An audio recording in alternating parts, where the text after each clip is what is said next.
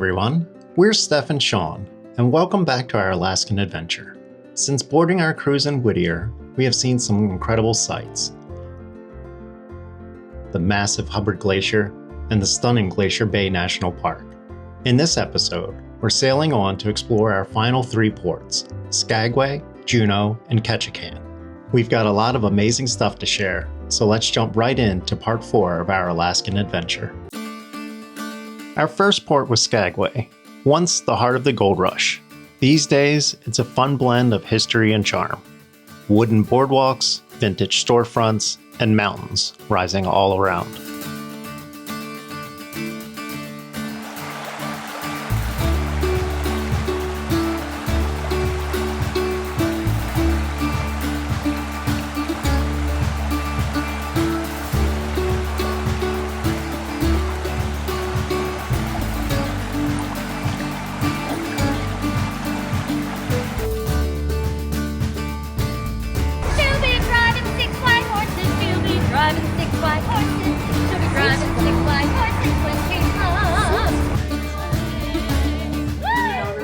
Then we took the White Pass and Yukon Route, a classic mountain train built during the gold rush that still runs today.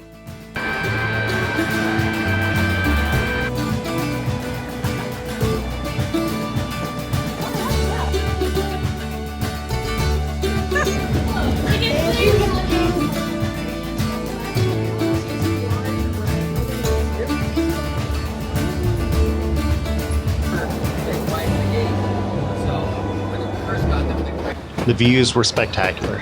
Deep valleys, roaring waterfalls, and dizzying drops.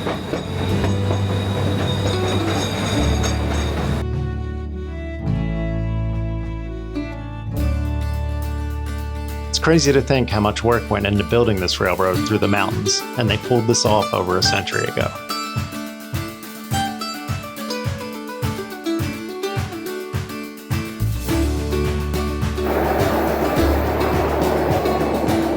Oh my goodness.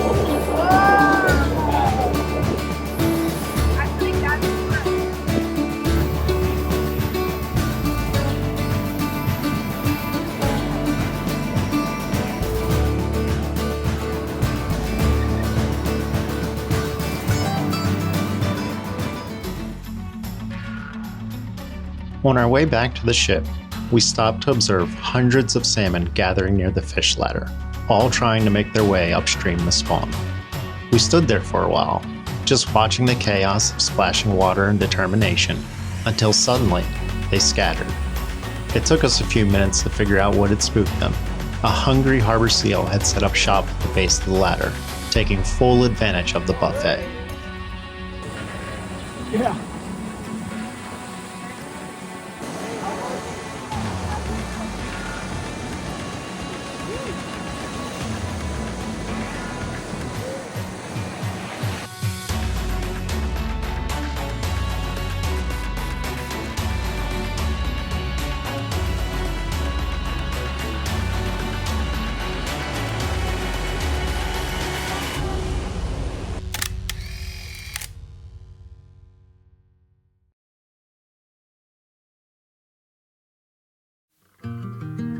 Next stop, Juneau, Alaska's capital city. Surrounded by mountains and accessible only by air or sea, our day started on the water again, this time for a whale watching tour. And wow, did we see whales. So many whales. Every time a whale popped up, it felt amazing though. You usually heard them first. The sound of their spout was unmistakable, and it echoed across the quiet water.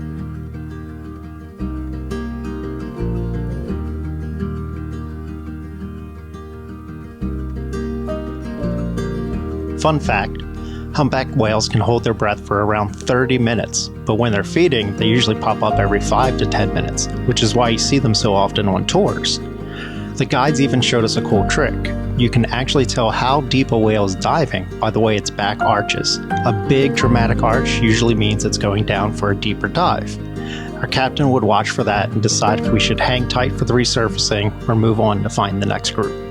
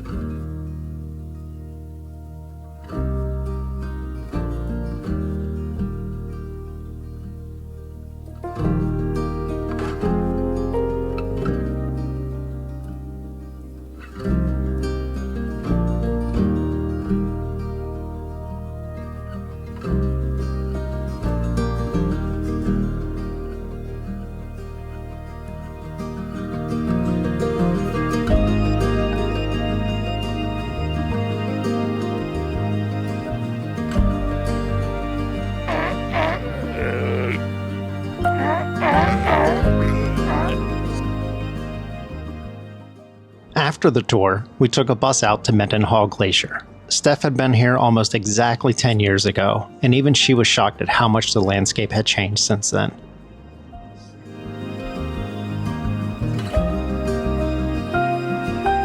Inside the visitor center, there's a sign explaining that you used to be able to touch the ice from where the building sits today. The glacier has receded more than a mile in the last 100 years.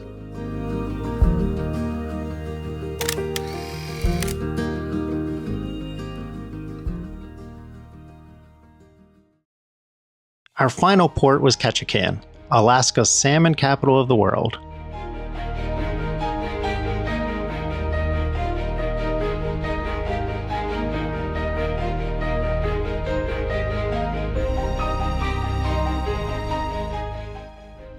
Unfortunately, Steph wasn't feeling her best that day, so she had to pivot and we ended up doing separate excursions.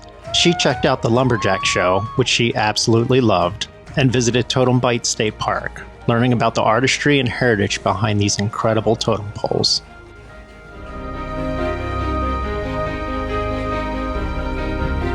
Meanwhile, my dad joined me for a fishing excursion, and what a day it turned out to be.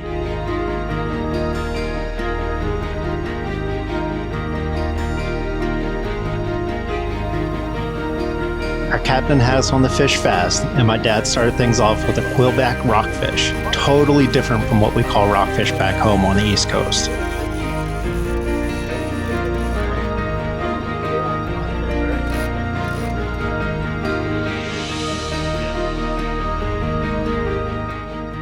He also landed a beautiful pink salmon. I didn't do too bad either. I caught a massive halibut, easily the biggest fish I've ever caught, followed by king salmon, which is probably the second biggest fish I've ever caught. It was pure Alaskan magic. Back aboard the ship, I surprised Steph with an early anniversary celebration.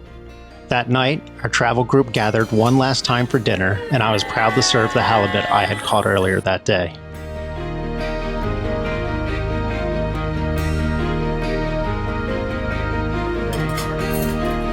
Good food, great company, and the perfect ending to an unforgettable journey.